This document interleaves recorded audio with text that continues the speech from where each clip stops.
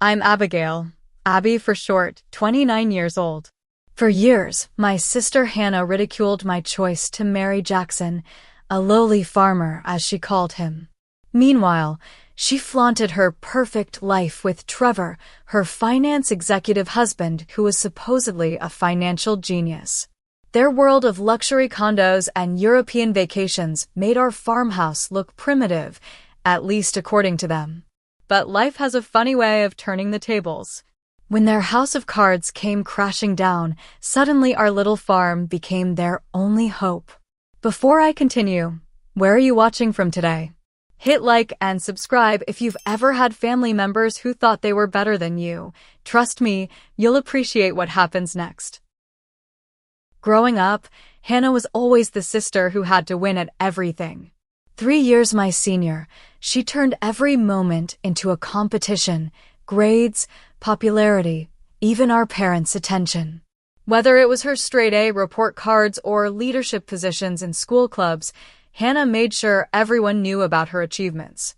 Abby's just not as driven, my mother would say with a sigh when relatives asked about me. It wasn't that I wasn't ambitious, I just had different dreams. While Hannah charted her course toward corporate success, I fell in love with sustainable agriculture during my high school environmental science class. Our parents never hid their preference.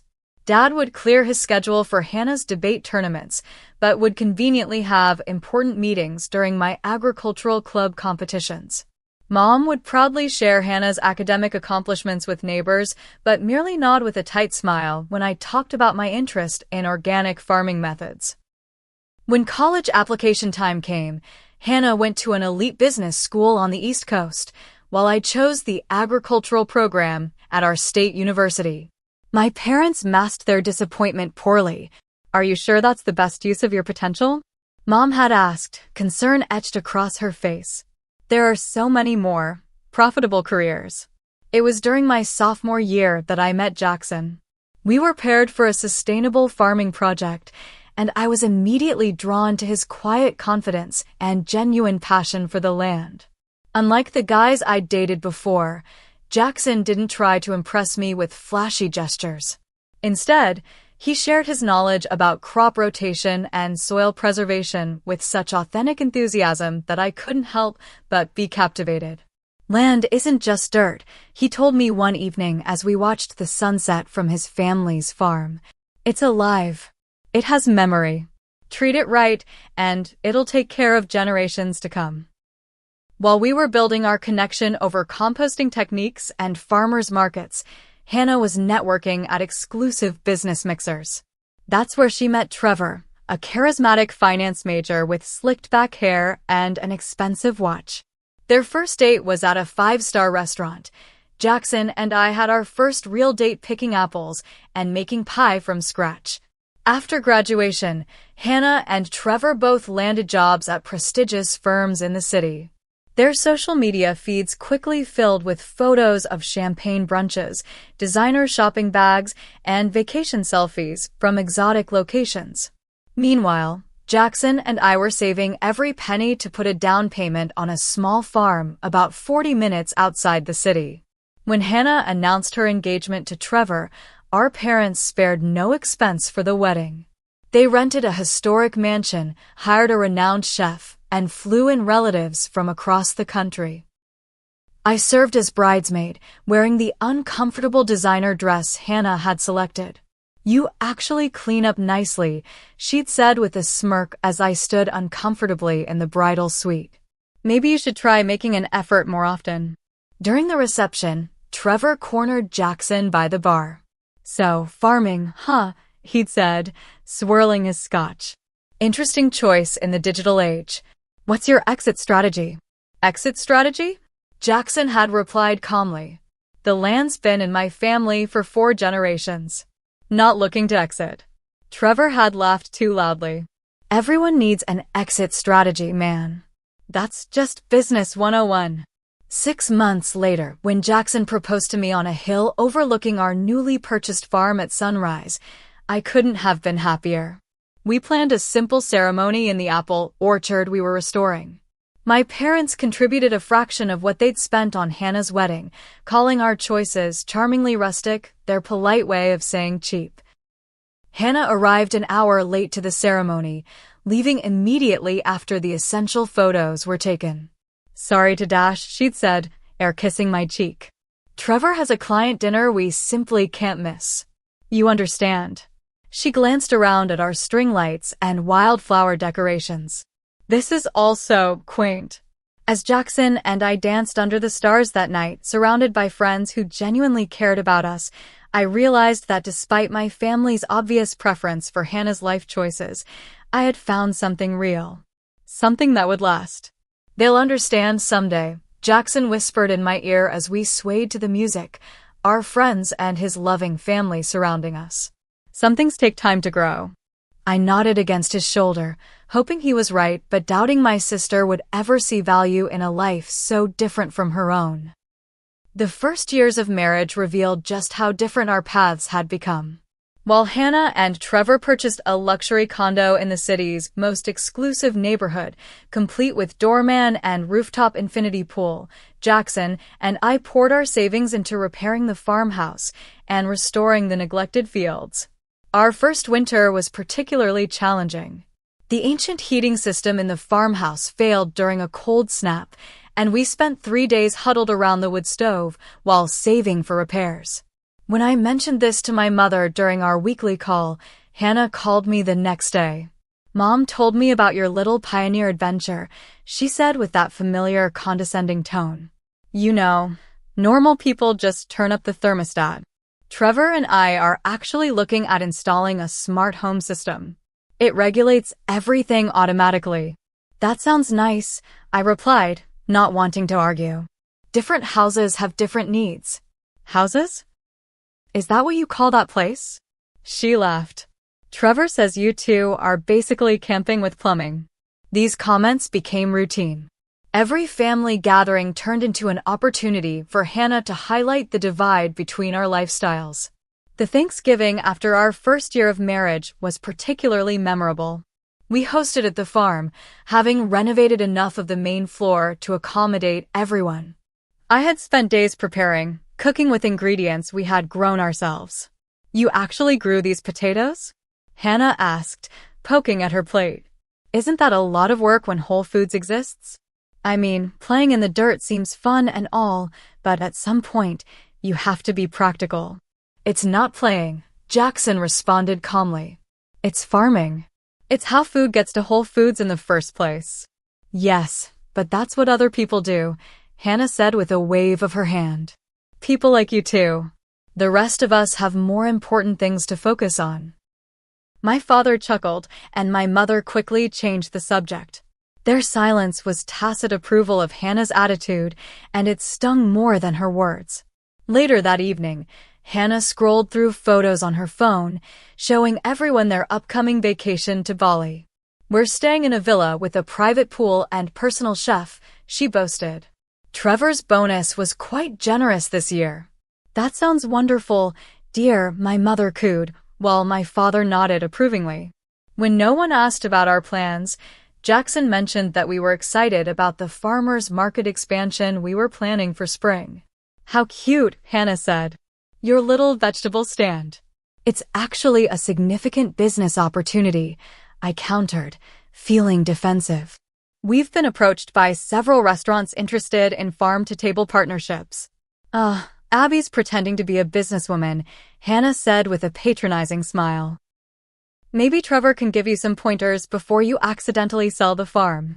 Again, my parents said nothing to discourage her behavior. My mother even gave a small laugh.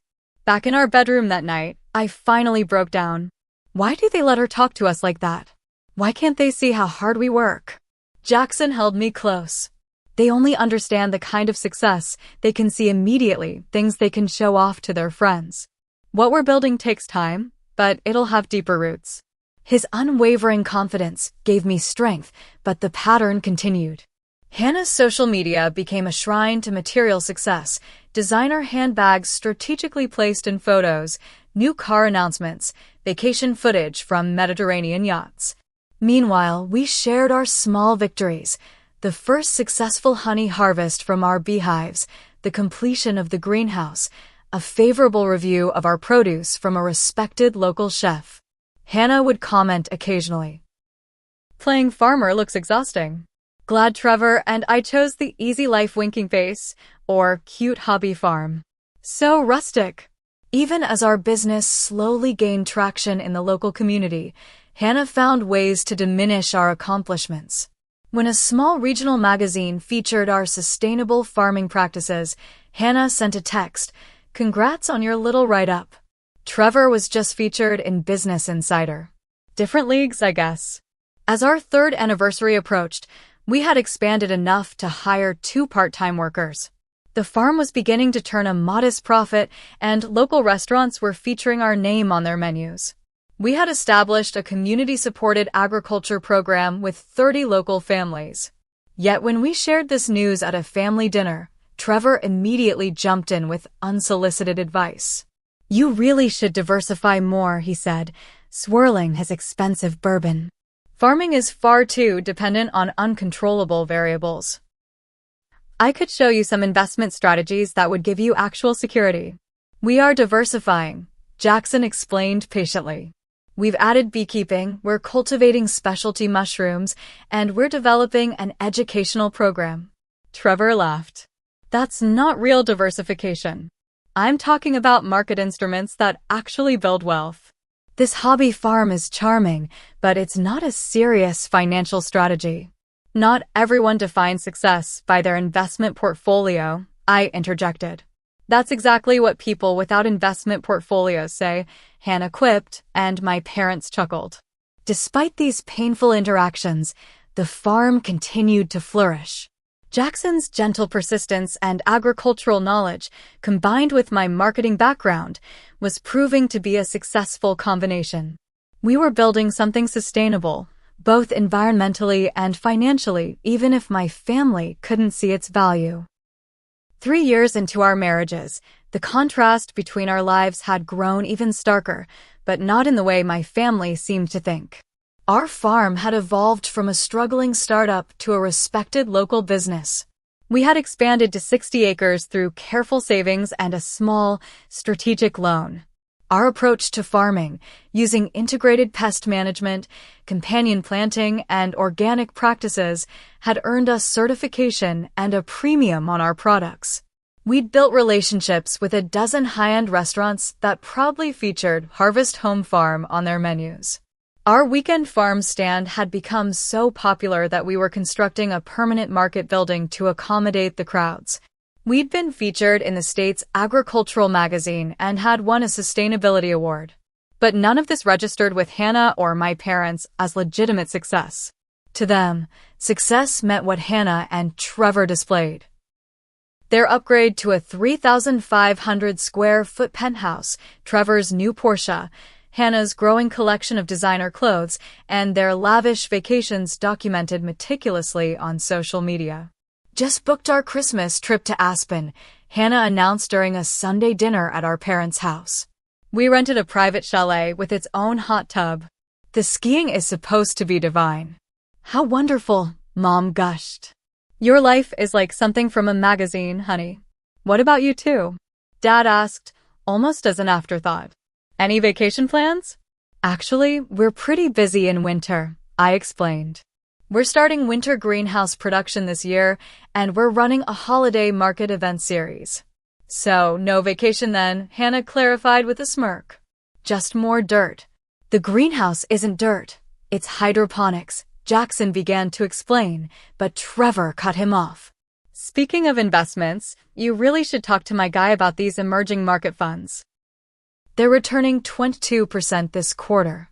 Makes farming look like a charity case." "We're doing fine," Jackson said mildly. "Our business grew 40% this year." 40% of very little is still very little," Trevor laughed. "Think bigger, man." Hannah nodded in agreement. "Seriously, Abby, don't you miss nice things? Remember how you used to love shopping before you turned into Farmer Jane?" "I have everything I need," I replied honestly. "And the business is doing better than you might think." "Right," Hannah rolled her eyes. Trevor made more in his last bonus than you'll see in 5 years of selling carrots.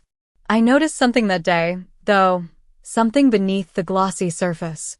While Hannah was showing Mom photos of their new living room furniture on her phone, I glimpsed a notification from their credit card company, payment overdue. Hannah quickly swiped it away, but not before I saw it. Later, as Trevor held court about some complex investment strategy, I caught a detail that made me uneasy. The leverage is the key, he was explaining to my fascinated father. We're talking 5-to-1, sometimes 8-to-1 returns when structured properly. Jackson, who understood financial basics better than anyone gave him credit for, asked quietly, "Isn't that extremely high-risk leverage?" Trevor's expression flickered with annoyance. High risk, high reward. That's how real money is made. Not everyone has the stomach for it. Or perhaps not everyone thinks it's wise, Jackson replied. Trevor's face reddened. Says the guy who gambles on the weather for a living. The conversation moved on, but I noticed Trevor drinking more heavily than usual, refilling his glass when he thought no one was watching. Hannah, meanwhile, kept steering conversations back to their material possessions and status markers, as if compulsively needing to remind everyone of their success. That summer, we hosted a farm-to-table dinner event that sold out in hours. Local chefs prepared a 5-course meal using exclusively our produce, and guests toured the farm before dining under string lights near the orchard. It was magical and profitable. We invited my family, and to my surprise, they all came. My parents seemed genuinely impressed by the elegant event and the obvious respect our farm commanded from the culinary community. Even Hannah was temporarily speechless when the head chef of a Michelin-starred restaurant publicly thanked us for the finest produce in the region. The moment was short-lived. "This is adorable," Hannah said later, sipping the wine we'd partnered with a local vineyard to produce. Like a country fair, but fancier. Very on trend with the whole simple living aesthetic. Trevor's company is doing a similar theme for their corporate retreat. They're calling it rustic luxury. As the evening wound down, Jackson took my father and Trevor on a tour of our new processing facility. With the men gone, Hannah scrolled through her phone, showing Mom photos of a vacation property they were considering in the Hamptons. Trevor says it's a steal at $1.7 million, she said. We'd only use it for summer weekends, but it's all about the investment potential. Sounds wonderful, Mom said. You two have done so well for yourselves. I noticed Hannah's smile tighten. Well, Trevor works incredibly hard. 60, sometimes 70-hour weeks. The stress is unbelievable, but that's the price of success. Something in her tone made me look closer. Behind her designer sunglasses, I noticed faint shadows under her eyes. Her knuckles were white around her phone. Is everything okay? I asked. Perfect, she snapped, too quickly. Why wouldn't it be? When the men returned, I noticed tension between Hannah and Trevor. He'd clearly had several more drinks, and when Hannah mentioned the Hamptons property, his jaw tightened. We're still discussing that, he said curtly. But you said, Hannah began. I said we'll discuss it later. Trevor cut her off with a finality that created an awkward silence. On their way out, I overheard them arguing in their car, Trevor's voice rising. Do you have any idea the pressure I'm under right now? And you're talking about another property. As they drove away, Jackson stood beside me, his arm around my shoulders. They're in trouble, he said quietly. What do you mean? Trevor's over-leveraged. I can tell from the way he talks about his investments. And he's drinking like someone who's trying to outrun his problems. Hannah would have told me if they were having financial issues, I said, though without much conviction. Jackson just squeezed my shoulder. Just because someone looks successful doesn't mean they are. And just because someone isn't flashy doesn't mean they're not building something valuable. Looking out at our thriving farm, I realized he was right on both counts. Another year passed, and the contrast between our lives grew even more pronounced, though not in the way Hannah would have admitted. Our farm had become something of a local phenomenon. We'd been featured in a national sustainable agriculture publication, Our community-supported agriculture program had a waiting list, and we'd begun hosting educational tours for schools. We'd managed to purchase another adjacent 20 acres, expanding our operations significantly. Meanwhile, Hannah's Instagram posts had taken on a frantic quality, almost desperate in their display of luxury.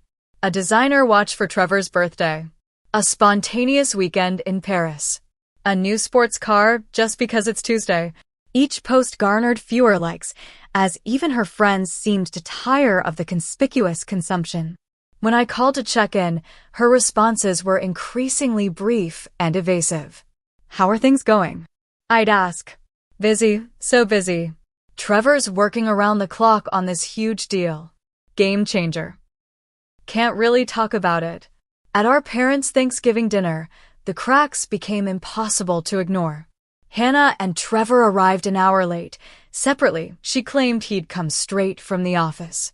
Trevor looked exhausted, with dark circles under his eyes and a constant twitch in his jaw. He headed straight for the bar cart and poured himself a double scotch before even greeting anyone. Hannah's outfit and jewelry were as extravagant as ever, but there was something performative about her enthusiasm as she described their upcoming Caribbean cruise. "We've booked the owner's suite," she gushed. "Private butler, personal hot tub, the works. Trevor deserves it after the quarter he's had." Trevor snorted into his drink but said nothing. During dinner, my father, ever impressed by Trevor's financial world, asked about the market outlook. "Everyone's saying there might be a correction coming," Dad said. "What's your take?" Trevor's laugh held no humor. "A correction? That's cute. When the over-leveraged positions start to unwind, it won't be a correction. It'll be a bloodbath." "Trevor," Hannah said sharply. "No business talk at dinner, remember?" "Your father asked," Trevor snapped back. Should I lie to him? An uncomfortable silence fell over the table. "So," my mother interjected brightly, "Hannah mentioned you're looking at vacation properties in Vail?" "Ask Hannah about that," Trevor said, refilling his glass. "She's the one shopping while Rome burns." "He's just tired," Hannah said with a tight smile. "This deal he's working on is very demanding." Later, as I helped Mom with the dishes, Hannah stepped into the kitchen, checking that we were alone. "Is everything okay with you and Trevor?" I asked gently. Her defensive wall came up immediately. "Of course. Why wouldn't it be? We're better than ever." It just seemed like there was some tension. Not everyone has the luxury of playing farmer with their husband all day. She cut me off. "Trevor works in the real world with real stress. Sometimes it comes home with him." "Jackson and I work extremely hard," I said, feeling the familiar sting of her dismissal. "Sure you do," she patted my arm condescendingly. "Growing tomatoes is just like restructuring multi-billion-dollar investment portfolios." Before I could respond, she glanced toward the living room and lowered her voice. "Do you think Mom and Dad have any significant savings? Like accessible savings?" The question caught me off guard. "I don't know." "Why?" "Just curious," she said quickly. "Planning their anniversary gift. Something big." I didn't believe her for a second. Christmas brought another troubling incident. Hannah had always prided herself on extravagant gifts, but this year she arrived with gift cards for everyone. "So impersonal, I know," she laughed nervously. "But we've been so busy, and these are from that luxury department store everyone loves." When Jackson and I gave her the handcrafted cutting board he had made from a fallen oak tree on our property, along with a basket of our premium products, I saw genuine emotion crack through her facade. "This is actually really nice," she said softly, running her fingers over the wood. "You made this?" "Jackson did," I said. "Each piece is unique." For a moment, she seemed almost wistful. Then Trevor called from across the room. "Probably would have been cheaper to buy one from Williams-Sonoma, right? Artisanal stuff is always overpriced." Hannah's expression hardened again. "Right. But it's a sweet thought." A month later, at nearly midnight, my phone rang. It was Hannah, and I could tell she'd been drinking. Hey, little sis, she slurred slightly. What's the secret? What secret? I asked, confused. To being so damn content all the time. You and Farmer John. Jackson, I corrected. Whatever. You two with your stupid vegetables and your simple life. Why do you always look so happy? It's infuriating. I was taken aback by the raw emotion in her voice. Hannah, are you okay? Is something wrong? There was a long pause, and for a moment, I thought she might actually confide in me. Wrong? Nothing's wrong. Everything's perfect, she finally said, but her voice cracked on the last word. Trevor's a genius, remember? Everyone says so. Hannah, if you need. Forget I called, she interrupted. Had a little too much wine at the charity gala. We raised $2 million tonight, by the way. For children or whales or something. She hung up, leaving me staring at the phone with a growing sense of dread. Everything okay? Jackson asked, rolling over in bed. I'm not sure, I admitted. That was Hannah. She sounded not like herself. Jackson sat up. You know, I've been following the financial news. There's serious instability in some of the higher-risk investment sectors. The kind of things Trevor was bragging about being involved in. You think they're having money problems? Hannah and Trevor. I think, Jackson said carefully, that people who build their lives on debt and speculation are vulnerable when markets get volatile. And the markets are very volatile right now. I thought about Hannah's questions about our parents' savings, the gift cards, the midnight call. Should I reach out to her? Try to help. Jackson took my hand. You can try, but she'll have to be ready to accept it. And that might mean admitting she's not as successful as she's pretended to be. Knowing my sister, that might be the hardest thing of all for her to do. 6 months passed with strange silence from Hannah. Her previously nonstop social media presence had dwindled to occasional reposts of old vacation photos or motivational quotes about weathering storms and temporary setbacks. When I called, she was either too busy to talk or oddly subdued. Our parents seemed confused by the change too. Have you spoken to your sister lately? Mom asked during one of our weekly calls. She and Trevor have canceled dinner twice now. She mentioned they're reorganizing their investments, whatever that means. I've tried reaching out, I told her truthfully. She doesn't say much. Well, Trevor's industry has been in the news. Some firms are having difficulties, but I'm sure they're fine. They're so smart with money. Meanwhile, our farm was experiencing its best year yet. The sustainable practices Jackson had implemented were paying off enormously. While conventional farms were struggling with drought conditions and rising fertilizer costs, our regenerative methods had created resilient soil that required minimal inputs and retained water effectively. We'd expanded our restaurant partnerships across the state and launched a successful online store shipping our shelf-stable products nationwide. The educational component of our business had taken off, with weekend workshops consistently selling out. We're actually going to need to hire 2 full-time people, Jackson said one evening as we reviewed our books. The business can support it now. It's amazing, I said, looking at our healthy balance sheet. We've built something real here. Jackson smiled. Slow and steady. Real wealth comes from creating value, not financial tricks. The following week, I received a text from Hannah. Can we meet for coffee? Just us. We arranged to meet at a cafe halfway between our places. When Hannah arrived, I barely recognized her. Gone were the designer clothes and perfect blowout. Her hair was in a simple ponytail, she wore minimal makeup, and her outfit was basic jeans and a sweater I'd never seen before. Thanks for coming, she said, fidgeting with her wedding ring, one of the few expensive items she still wore. Of course, I replied, studying her tired face. What's going on, Hannah? I've been worried. She stared into her coffee cup for a long moment. Everything's gone to hell, she finally whispered. Everything. The story spilled out between sobs. Trevor's genius investment strategies had involved massive leverage, essentially gambling with borrowed money. When several markets turned against him simultaneously, the losses cascaded. Their investment portfolio had been wiped out. Credit card debt had mounted as they tried to maintain appearances. The penthouse is in foreclosure, she confessed. The cars are being repossessed next week. Trevor's firm asked him to take a leave of absence while they investigate some of his trading practices. Oh, Hannah, I reached for her hand. Why didn't you tell me sooner? Tell you what? That you were right? That my perfect life was a house of cards. Her bitter laugh turned into another sob. Do you have any idea how hard it is to admit that your little sister, who you've looked down on for years, actually made the smarter choice? This isn't about who was right, I said gently. This is about family. We help each other.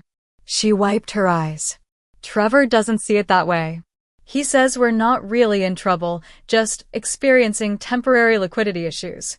He's still talking about comeback strategies and doubling down. What do you think? Hannah looked up, and for the first time in perhaps our entire adult lives, I saw genuine humility in her eyes. I think we're bankrupt, Abby. I think we've lost everything. And I think it's my fault as much as his, because I pushed him to keep earning more, to keep up with this lifestyle I thought I needed. I squeezed her hand. Have you told Mom and Dad? Not everything. Just that we're restructuring. Dad still thinks Trevor walks on water. It would kill him to know the truth. They need to know, Hannah. Especially if you need help. She nodded miserably. Trevor's meeting with one last potential investor today.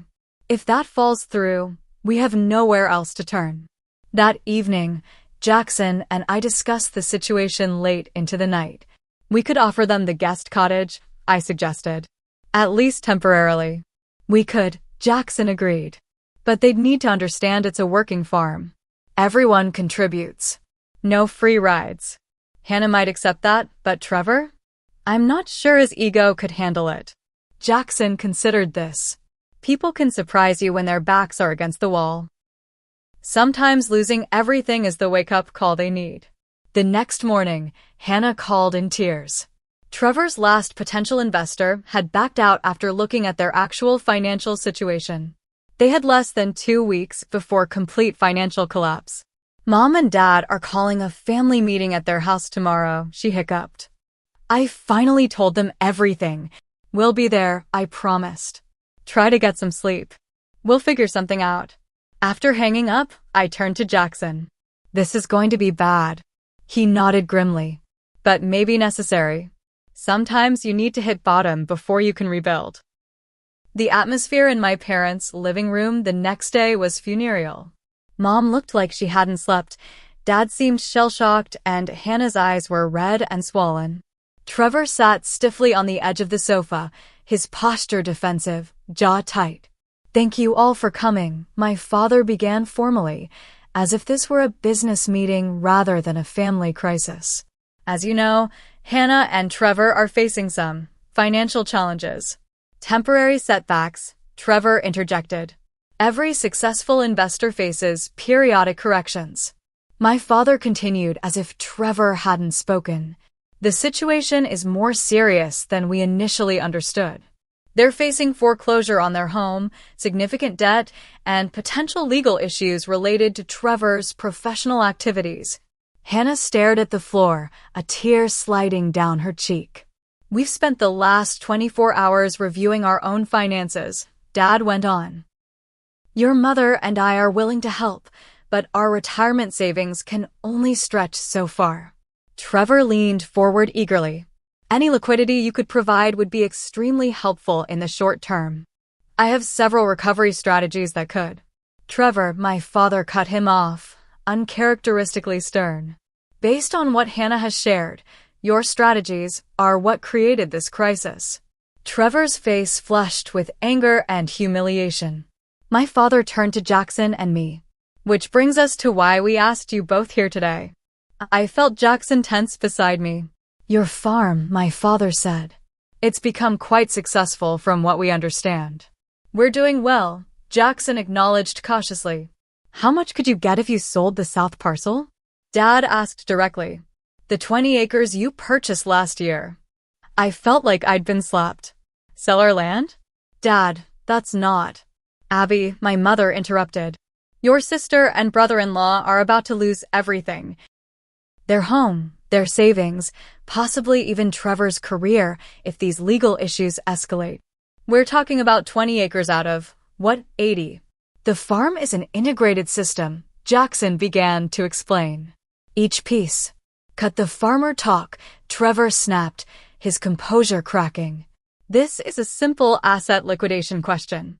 Those 20 acres would cover our immediate debts and give me time to rebuild. It's not that simple, I said, stunned by their presumption. That land isn't just sitting there. It's productive. It's part of our business plan. It's our livelihood.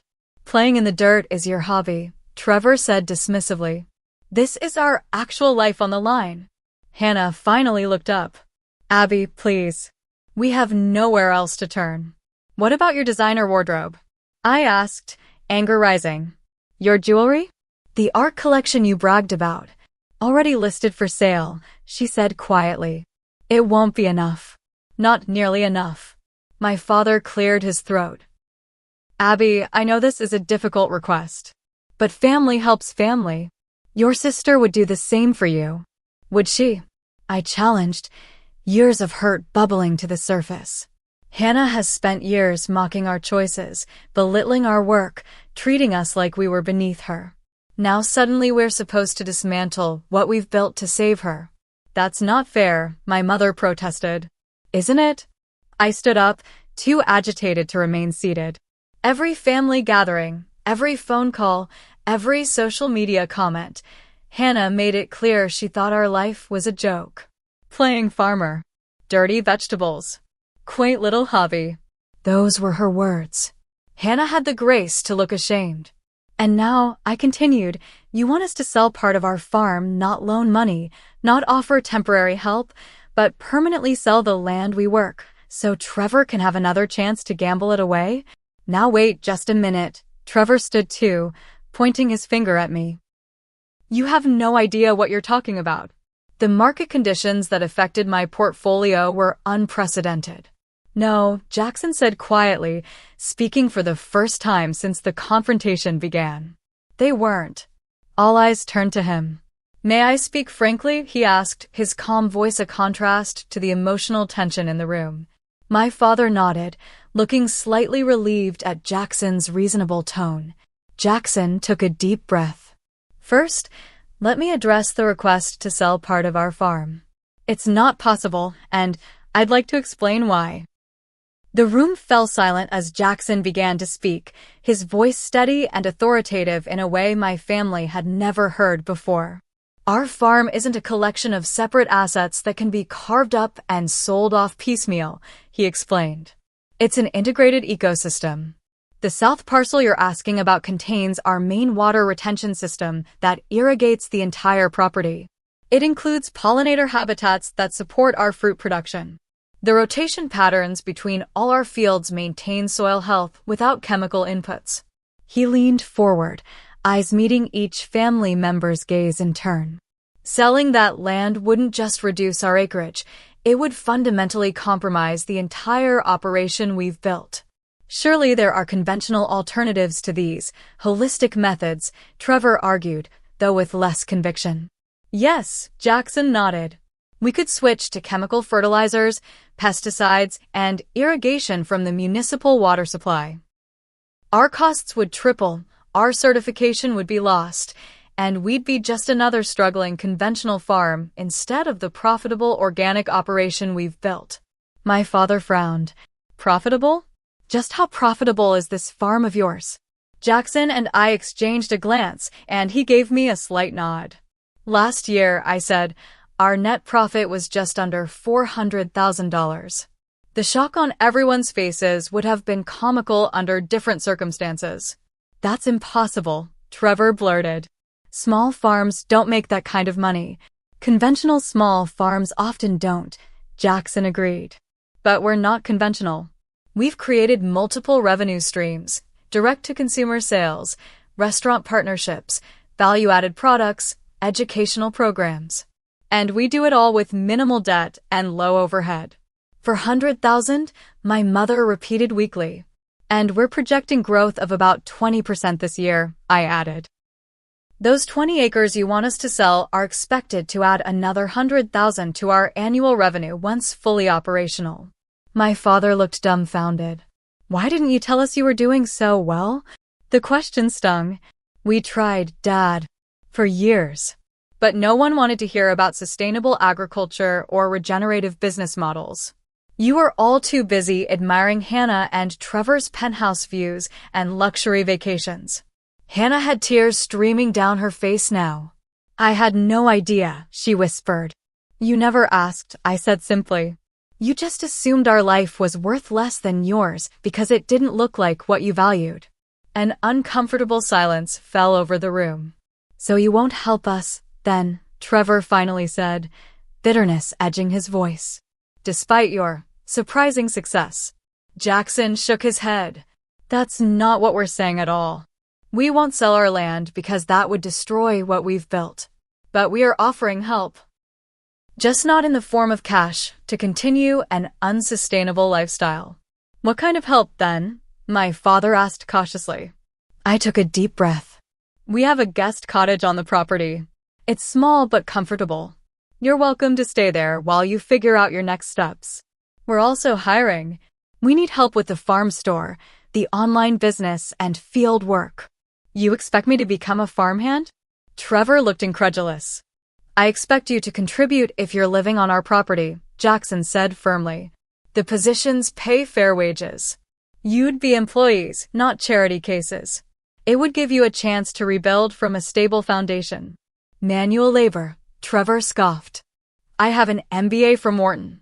And look where that got you, my father said suddenly, surprising everyone. He turned to Trevor with unexpected sternness. You promised to take care of my daughter. Your fancy degrees and investment strategies have left her facing bankruptcy and homelessness. I think you should seriously consider their offer. Trevor's face flushed red. This is ridiculous. There are other options. My network. Your network isn't returning your calls, Hannah interrupted, her voice small but clear. You know that. She looked up at me, real humility in her expression. What would my job be? The tension in the room shifted perceptibly. You have a marketing background, I said, hope flickering. We could use help with our online presence, managing the farm store, coordinating events. I could do that, she nodded slowly. Hannah, you can't be serious. Trevor stood up. This is beneath us. Beneath us. Hannah's voice sharpened. We're about to be homeless, Trevor. My little sister is offering us shelter and employment when everyone else has turned us away. What exactly is beneath us right now? The truth of her words hung in the air. Trevor, Jackson said quietly, farming teaches you quickly that there's no shame in honest work. Pride doesn't pay bills. Results do. Trevor stared at him for a long moment, then at Hannah, who held his gaze steadily. Something passed between them, a reckoning, perhaps, or a realization. I need some air, he finally said, and walked out of the house. In the silence that followed, Hannah wiped her eyes. He might not come around. He might not be able to accept this. That would be his choice, I said gently. And if he doesn't, she asked, vulnerability naked on her face. If he can't let go of who he thought he was? Then you have a different decision to make, my mother said, reaching for Hannah's hand. About who you want to be. The next few weeks were a whirlwind of change. Hannah moved into our guest cottage alone. Trevor had indeed refused the arrangement, choosing instead to stay with a former colleague while pursuing opportunities in another city. Their separation became official a month later. My sister approached her new life with surprising grace. The woman who once mocked our quaint little farm now immersed herself in learning every aspect of the business. She leveraged her marketing skills to expand our online presence, bringing in customers from across the country. She worked alongside us in the fields when needed, designer clothes replaced by practical work where manicured nails surrendered to honest dirt. I never understood before, she told me one evening as we sat on her cottage porch, watching the sunset over the fields. the satisfaction of this. Creating something real. It's not always easy, I reminded her. Farming has plenty of heartbreaks. Different from my old heartbreaks, she mused. When crops fail, at least you know you're at the mercy of nature, not human greed or pride. My parents underwent their own transformation. They began visiting the farm regularly, my father taking genuine interest in our operations, my mother helping with the farm store on busy weekends. They apologized, in their way, for years of dismissing our choices. We were wrong, my father admitted one day as he helped Jackson repair a tractor. Success looks different than I thought. A year after the family confrontation, we hosted a harvest festival on the farm. Hundreds of community members came to celebrate. Hannah had organized the entire event, coordinating local vendors, activities, and a farm-to-table dinner. As twilight fell, lanterns illuminated the tables set up in the orchard. Hannah clinked her glass and stood to address the gathering. "A year ago, I thought I had lost everything," she said, her voice strong and clear. "My marriage, my home, my identity. What I didn't realize was that I had been measuring my life with the wrong metrics all along." She gestured to the abundant tables, the community gathered around them. "True wealth isn't in your bank account or your possessions. It's in creating real value, in nurturing relationships, in building something sustainable." My sister and brother-in-law understood this long before I did. She raised her glass toward where Jackson and I sat. "They offered me more than shelter when I needed it. They offered me a new way to see the world. For that, I'll be forever grateful." Later, as we cleared dishes together, I asked Hannah if she had any regrets. About Trevor, she considered. "Sometimes. Mostly I regret that he couldn't let go of the illusion. He's still chasing the same mirages, just in a different city now." "And you?" I asked. "Do you miss your old life?" Hannah looked across the farm at the fields silvered by moonlight, the contented guests lingering over dessert, the solid cottage that had become her home. "I miss the certainty," she admitted, "the belief that I knew exactly what success looked like. But I don't miss the emptiness, or the fear that it could all disappear overnight, which it did." She smiled at me, a genuine smile without the competitive edge that had defined our relationship for so long. "You chose the path with deeper roots, Abby. It just took me losing everything to recognize its value." As we finished cleaning up, guests approached to thank us for the evening. Many were regular customers, some were restaurant partners, others were new friends Hannah had made since joining the farm. Each interaction was warm, authentic, a stark contrast to the superficial networking events that had filled her previous life. That night, Jackson and I sat on our porch swing, his arm around my shoulders. "Did you ever imagine this outcome?" I asked him. "When Hannah and Trevor were looking down on us all those years?" He chuckled softly. "Not specifically. But I've always believed that building something real would ultimately be recognized for its value. True worth has a way of revealing itself over time. Like slow-growing trees," I murmured. "Exactly." He kissed my temple. "The strongest ones take the longest to mature, but they weather every storm." The next morning, I found Hannah already in the farm store, arranging a new display of our value-added products. She developed a line of herb-infused honey that had quickly become our best seller. "I spoke with Dad last night," she said as I joined her. "He asked if I'd help him start a small vegetable garden. Can you believe it?" I smiled. "People can surprise you when they open themselves to new possibilities. That should be on one of our product labels," she laughed. "Speaking of which, I've been thinking about expanding the gift box program for the holidays." As she enthusiastically outlined her ideas, I marveled at the transformation. The sister who once mocked my life choices was now fully invested in the same vision, bringing her own unique talents to strengthen what we'd built. The journey hadn't been easy for any of us. There had been painful reckonings, difficult conversations, and adjustments on all sides. But through it all, the farm had done what it does best, provided solid ground on which to build a new beginning. What about you? Have you ever had to completely rethink what success means in your life? Or help someone through a similar transformation? Share your stories in the comments below.